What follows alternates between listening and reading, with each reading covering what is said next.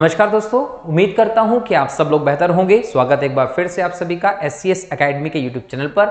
मेरा नाम है पंकज शर्मा और डिस्कस करता हूं मैं आप लोगों के साथ करंट अफेयर के इंपॉर्टेंट क्वेश्चंस और टॉपिक्स को लेकर। ठीक है दोस्तों, पिछले एक दो दिन से करंट अफेयर की क्लास नहीं हुई है। कारण ये था कि किसी स्वास्थ्य संबंधी समस्या के कारण मैं हॉस्पिटल में एडमिट रहा हूँ और इस कारण से करंट अफेयर का लेक्चर नहीं ले पाया था दोस्तों।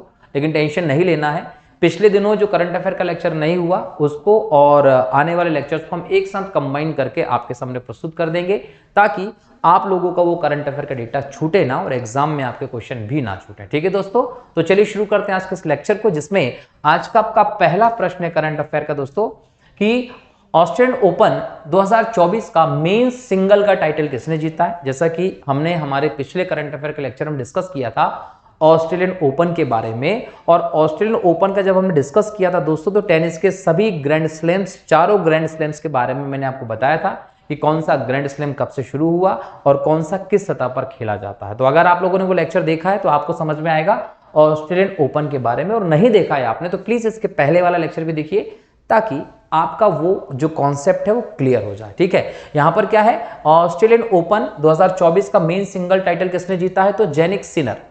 जेनिक सिनर जो है दोस्तों इटली के हैं और टेनिस खिलाड़ी है जिन्होंने हाल ही में ये जीता है दोस्तों। ठीक है, इसके बाद देखिए दूसरा प्रश्न है, टाटा ने भारत की पहली प्राइवेट हेलीकॉप्टर असेंबली लाइन स्थापित करने के लिए किसके साथ समझौता किया है, तो टाटा ने फ्रांस की कंपनी एयरबस, फ्रांस की जो एयरोस्पेस कंपनी है एयरबस, उसके साथ समझौता किया है। किसके लिए, भारत की पहली प्राइवेट हेलीकॉप्टर असेंबली लाइन स्थापित करने के लिए। यह आप लोगों को ध्यान रखना। टाटा हमारे देश की इंडियन एयरलाइंस जो है दोस्तों उसको चलाने वाली कंपनी है एयर इंडिया को, और एयर इंडिया टाटा के द्वारा संचालित हो रही है, जो कि पहले टाटा के द्वारा स्थापित की गई थी, बाद में उसका राष्ट्रीयकरण कर दिया गया और हाल ही में टाटा को दोबारा से एयर इंडिया की कमान सौंप दी गई है, क्योंकि एयर इंडिया लगातार कई दशकों से लॉस में चल रहा था। तो उसके लॉस को भी टाटा समूह के ऊपर डाल दिया गया।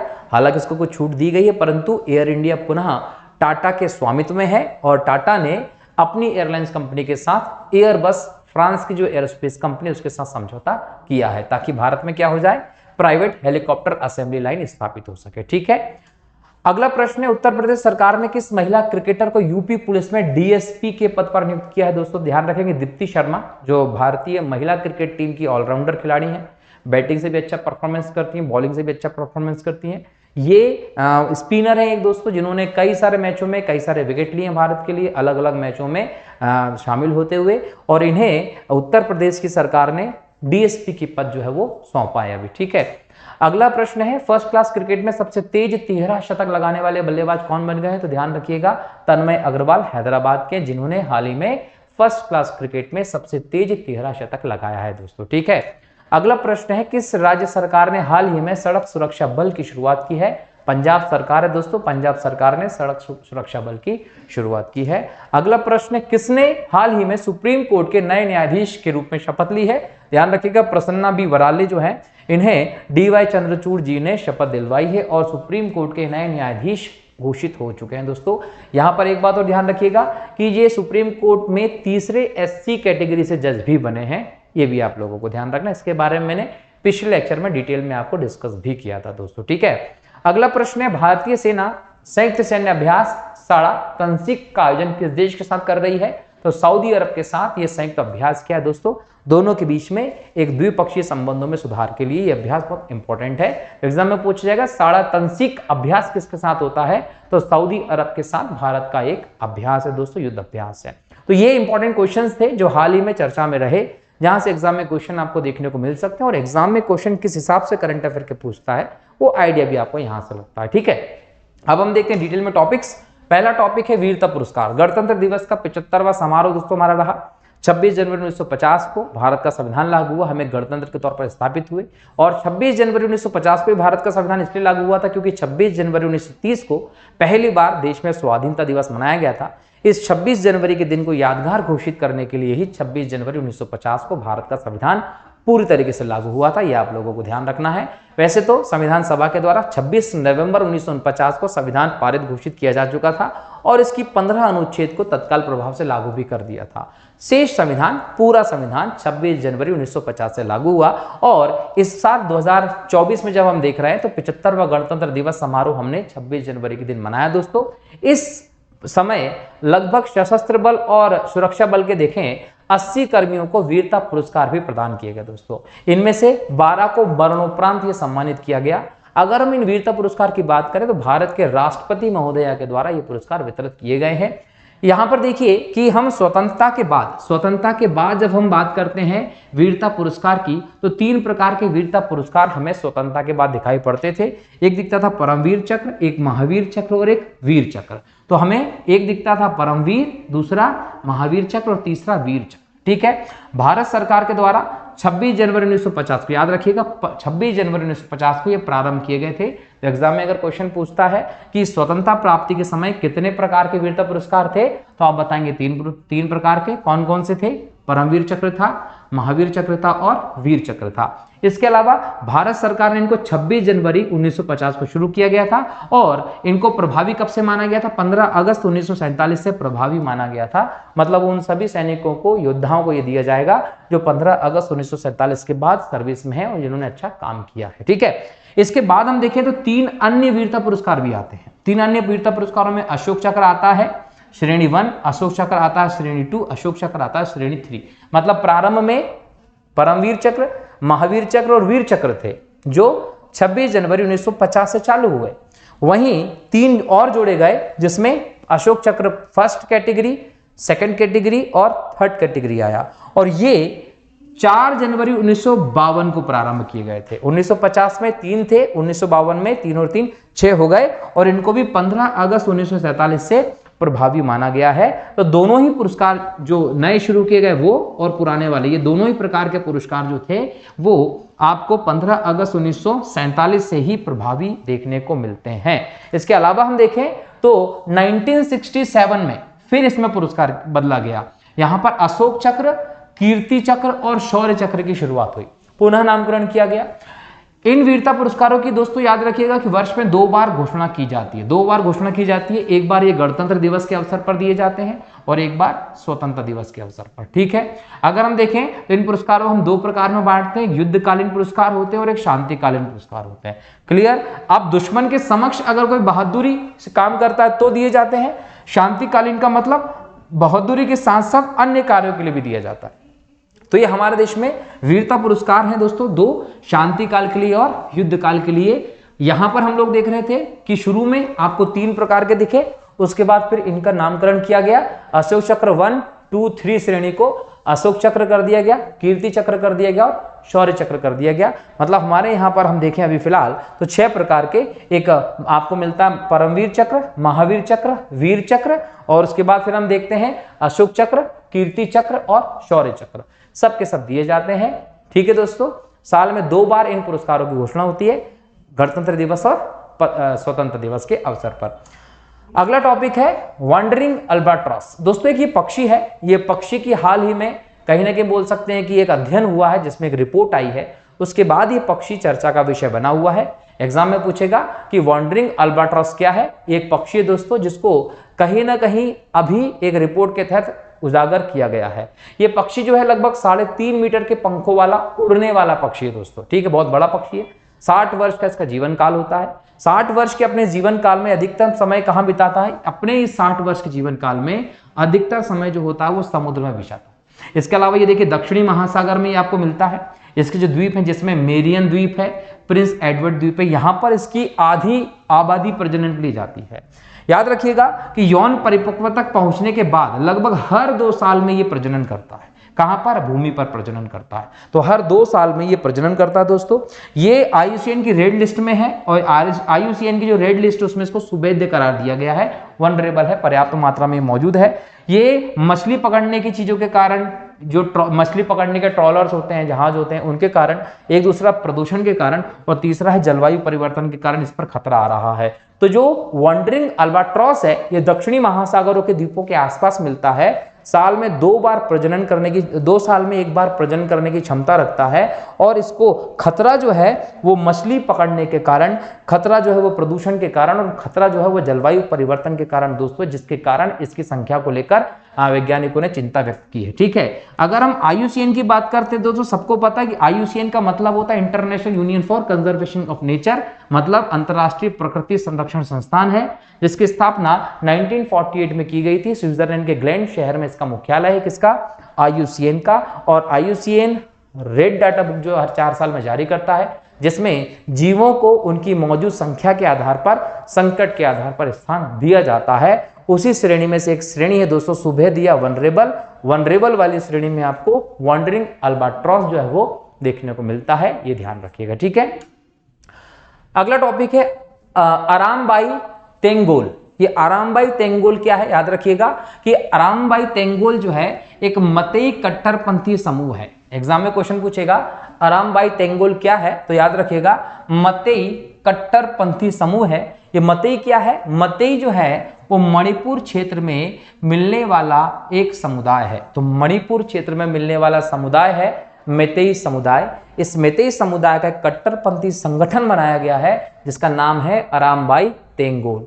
ठीक है, अब यहां पर कहीं ना कहीं इसने शिकायत की है अपनी मांग को लेकर, केंद्र के समक्ष अपनी एक पूरी बोल सकते हैं कि शिकायत प्रस्तुत की है। कहां?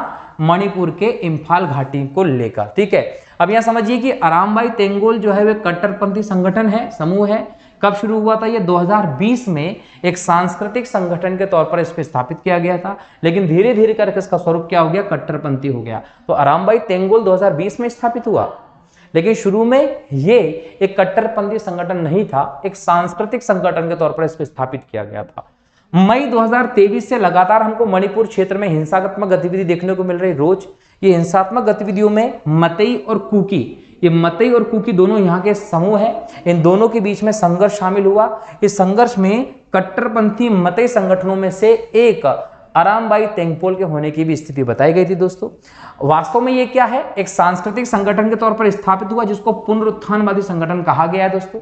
इसका उद्देश्य था मतई समुदाय के लोगों के लिए पूर्व हिंदू और मूल सनमाही धर्म की पुनर्स्थापना करना। तो इनमें मूल रूप से जो वास्तविक धर्म है उसमें इस समुदाय को दोबारा से लाने के लिए, उसकी धारा से इसको जोड़ने के लिए, उनके सांस्कृतिक विकास के लिए यह संगठन बनाया गया था। लेकिन जो पिछले 1 साल में गतिविधियां देखने को मिली, उसके चलते ये एक कट्टरपंथी संगठन के तौर पर स्थापित हो गया। तो एग्जाम में पूछे तो आपको पता होना चाहिए। इसके अलावा शिक्षा मंत्रालय ने हायर एजुकेशन पे ऑल इंडिया सर्वे रिपोर्ट प्रस्तुत की है 2021-22 की। ये जो रिपोर्ट है दोस्तों, उसका नाम दिया है एशे। ये रिपोर्ट जारी की है 2021-22 के लिए। किसने? तो याद रखिएगा भारत सरकार के शिक्षा मंत्रालय ने। अखिल भारतीय सर्वेक्षण रिपोर्ट इसको कहा गया है। ये अखिल भारतीय सर्वेक्षण रिपोर्ट भारत की उच्च शिक्षा की स्थिति पर प्रकाश डालती है दोस्तों। ये रिपोर्ट जो है इसका प्रारंभ 2011 से किया गया था, तथा एग्जाम में पूछे कि ये अखिल भारतीय सर्वेक्षण रिपोर्ट शिक्षा पर जो है वो कब से चालू की गई है, तो याद रखिएगा 2011 से इसको चालू किया गया था। इसके तहत कहा गया है कि 2020-21 में लगभग 4.14 करोड़ से बढ़कर 2021-22 में लगभग 4.33 करोड़ लोग जो हैं उनका हायर एजुकेशन में एनरोलमेंट हुआ है। ये कहा गया है कि 2020-21 की तुलना में 21-22 में लगभग 4.14 से बढ़कर 4.33 करोड़ तक स्टूडेंट्स का एनरोलमेंट पहुंचा है कायमी हायर एजुकेशन में। याद रखिएगा यही एनरोलमेंट 2014-15 में 3.42 करोड़ था। 3.42 करोड़ से बढ़कर 2020-21 में लगभग 4.25 करोड़ हुआ, और यहां पर 4.25 करोड़ से थोड़ा सा और ऊंचा पहुंच गया है। मतलब हम देखें तो पहले से अभी तक यहां पर लगभग 26% से ज्यादा की वृद्धि देखने को मिल रही है। वहीं महिलाओं का देखें तो टोटल स्टूडेंट्स का हो गया हायर एजुकेशन में, सिर्फ हायर एजुकेशन की बात हो रही है। वहीं अगर महिलाओं के देखें, ये टोटल है, महिलाओं का देखें तो महिलाओं का एनरोलमेंट हायर एजुकेशन में 2020-21 में 2 करोड़ था, उससे बढ़कर 2021-22 में 2.07 करोड़ हो गया है। मतलब 0.6% की यहां पर वृद्धि हमें देखने को मिलती है दोस्तों महिलाओं के एनरोलमेंट में हायर एजुकेशन में। मतलब महिलाओं का हायर एजुकेशन की तरफ बढ़ना जारी हो चुका है, एक नई प्रकार की प्रगति को ये शो कर रहा है। वहीं अगर हम ओबीसी स्टूडेंट की बात करें तो 2014-15 में लगभग 1.13 करोड़ थे, जो 2021-22 में 1.63 करोड़ हो गए। तो बहुत बड़ा आंकड़ा है, ये ध्यान रखिएगा। वहीं अगर हम एससी समुदाय के स्टूडेंट की बात करें तो एससी समुदाय के स्टूडेंट 2014-15 में 46.7 लाख थे हायर एजुकेशन में, जो 2021-22 में 66.23 लाख हो गए हैं। तो यहाँ पर भी आपको अच्छी वृद्धि देखने को मिल रही है। एसटी के स्टूडेंट्स की बात करें हायर एजुकेशन एनरोलमेंट की तो 2014-15 में ये 16.51 लाख था, जहां से ये बढ़कर 22.1 लाख हो गया है 2021-22 में। तो यहाँ पर आपको 65% की वृद्धि दिख रही है। अल्पसंख्यक की देखें तो यहाँ पर 2014-15 में लगभग 21.8 लाख स्टूडेंट्स हायर एजुकेशन में जा रहे थे, वहीं 2021-22 में 30.1 लाख स्टूडेंट जो है वो हायर एजुकेशन की तरफ गए हैं। अगर हम महिला अल्पसंख्यक की बात कर ले दोस्तों तो 2014-15 में लगभग 10.7 लाख एनरोलमेंट हुए थे, जो 2021-22 में 15.2 लाख एनरोलमेंट हुए हैं। तो यहाँ पर देखिए अल्पसंख्यक समुदाय में महिला हो या पुरुष हो, एसटी समुदाय में हो, एससी समुदाय में हो, ओबीसी समुदाय में हो या ओवरऑल जाएं, हमें हायर एजुकेशन में हर जगह पर वृद्धि देखने को मिल रही है, जो ये दर्शाता है कि भारत में स्त्री हो या पुरुष सभी का हायर एजुकेशन की तरफ रुझान बढ़ा है और इसलिए हमें एनरोलमेंट में भी यहाँ पर एडमिशंस में भी यहाँ पर बढ़ोतरी देखने को मिली है। इसके अलावा 2021-22 में यूनिवर्सिटीज में जो इंफ्रास्ट्रक्चर की उपलब्धता उसमें भी देखिए बहुत बड़ा परिवर्तन है। यहाँ पर लाइब्रेरी 99% तक हमको हर यूनिवर्सिटी में दिखाई पड़ रही है। लेबोरेटरी जो लैब होते हैं वो हर यूनिवर्सिटी में लगभग 88% हमें देखने को मिल रहा है। कंप्यूटर सेंटर्स 93% हमें यूनिवर्सिटीज में देखने को मिल रहा है। स्किल डेवलपमेंट सेंटर 71% तक यूनिवर्सिटीज में है और स्पोर्ट ग्राउंड 91% तक यूनिवर्सिटीज में देखने को मिल रहे हैं। मतलब अप्रोक्स ओवरऑल हमें यूनिवर्सिटीज हर प्रकार के इंफ्रास्ट्रक्चर से लेस मिल रही है। अगर हम 2021-22 के सर्वे को देखें तो यहां ध्यान रखिएगा कि रजिस्टर्ड यूनिवर्सिटीज जो है 21-22 तक देश में लगभग 1168 है। तो अगर एग्जाम में क्वेश्चन पूछ ले कि 2021-22 तक भारत में रजिस्टर्ड यूनिवर्सिटीज या इस स्तर के इंस्टीट्यूशन कितने हैं तो 1168 हैं। कॉलेजों की संख्या लगभग 45,473 कॉलेज हैं भारत में।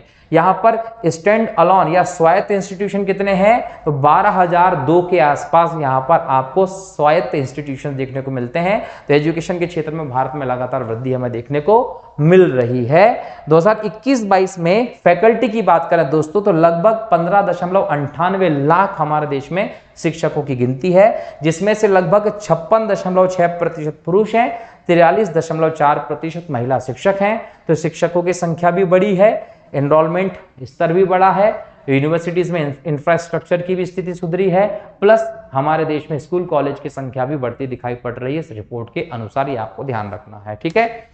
अगला टॉपिक है लगातार 6 बार बजट पेश करने वाली दूसरी वित्त मंत्री होगी निर्मला सीतारमण जी। ध्यान रखिएगा 1 फरवरी को आज महिला देखें हम यहाँ पर तो निर्मला सीतारमण जी ने बजट पेश किया है। जैसे ही उन्होंने बजट पेश किया दोस्तों तो ये 6ठी बार लगातार बजट पेश करने वाली भारत की दूसरी वित्त मंत्री हो गई हैं। ये ध्यान रखिएगा। भारत के संसदीय इतिहास में हम बात करें तो एक बहुत बड़ी उपलब्धि है कि कोई महिला ऐसी वित्त मंत्री है जिन्होंने लगातार 6 बार बजट पेश किया है। निर्मला सीतारमण भारत की पूर्णकालिक वित्त मंत्री हैं दोस्तों पहली। इसके पहले इंदिरा गांधी जी जब प्रधानमंत्री बनी थी तो राज्यसभा सांसद थी, उस समय उन्होंने वित्त विभाग अपने पास रखा था। इसका मतलब ये कि भारत की पहली महिला वित्त मंत्री कौन थी, इंदिरा गांधी जी थी, लेकिन वो स्वायत्त विभाग उनके पास नहीं था, वो सहयोगात्मक था। स्वायत्त रूप से पूर्णकालिक वित्त मंत्री के तौर पर काम करने वाली भारत की पहली महिला वित्त मंत्री हैं निर्मला सीतारमण जी, ध्यान रखिएगा, ठीक है। इसके अलावा मोरारजी देसाई पहले ऐसे हमारे देश में मंत्री रहे जिन्होंने 10 बार बजट पेश करने का गौरव प्राप्त किया है। तो 10 बार अगर किसी ने बजट पेश किया सबसे ज्यादा बार तो वो मोरारजी देसाई हैं। और इनके बाद 6 बार बजट पेश करने वाली कौन हो गई हैं, ध्यान रखेंगे आप, निर्मला सीतारमण जी, ठीक है। 1 फरवरी को निर्मला सीतारमण जी 24-25 के लिए अंतरिम बजट पेश कर रहे हैं। दोस्तों याद रखिएगा कि ये जो बजट पेश हुआ 1 फरवरी को आज, वो बजट एक अंतरिम बजट है। क्यों? क्योंकि ये अंतरिम बजट इसलिए है क्योंकि अभी देखिए 2024 में चुनाव है, चुनाव के बाद नई सरकार बनेगी तो फिर पूरी अवस्थाएं वापिस होंगी। तो ये जो बजट ये अंतरिम बजट है जो 2024 के चुनाव तक के लिए कामकाज की चीजों को सेट करने के लिए लेकर आई है वित्त मंत्री जी। और आमतौर पर इस अंतरिम बजट को वोट ऑन अकाउंट कहा जाता है। तो एग्जाम में पूछा जाएगा कि वोट ऑन अकाउंट क्या होता है। व्हाट ऑन अकाउंट होता है अंतरिम बजट, जो इस प्रकार से प्रस्तुत किया जाता है। तो आज 1 फरवरी को जो बजट पेश किया गया है वित्त मंत्री निर्मला सीतारमण जी के द्वारा, वो अंतरिम बजट है। ये अंतरिम बजट टेम्परेरी आप इसको बोल सकते हैं, जो चुनाव तक की नई सरकार बनने तक के लिए पास किया गया है। अप्रैल में ये चुनाव होंगे, उसके बाद खर्च जो होंगे उसको अधिकृत करने के लिए बजट है, याद रखिएगा।